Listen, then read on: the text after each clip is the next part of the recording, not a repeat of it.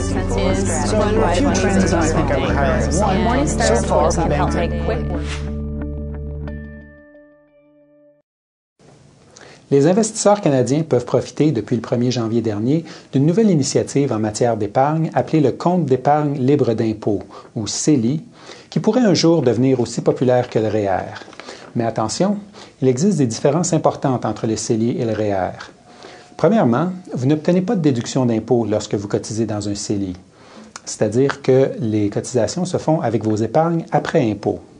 Deuxièmement, le montant maximum que vous pouvez cotiser à un CELI pour cette année est de 5 000 $, peu importe votre revenu.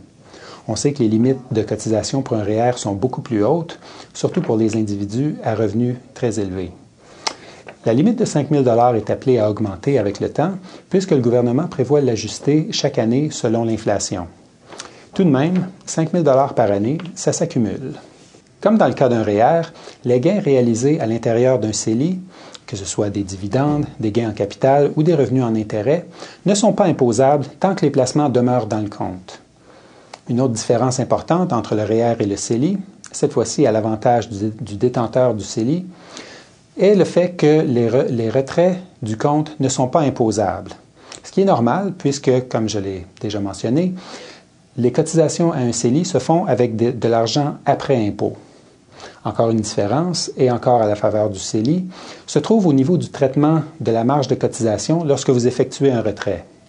Lorsque vous retirez d'un REER, le montant correspondant de votre marge de cotisation est perdu pour toujours. Mais avec un CELI, vous pouvez la récupérer. Par exemple, si dans quelques années, vous retirez, disons, 25 000 $ de votre CELI, ce 25 000 $ s'ajoute au montant que vous pouvez cotiser dans les années à venir, en plus de vos limites annuelles normales. Cette caractéristique fait du CELI un véhicule d'épargne idéal pour les achats importants, comme l'achat d'une voiture ou d'une maison, et bien sûr pour financer votre retraite.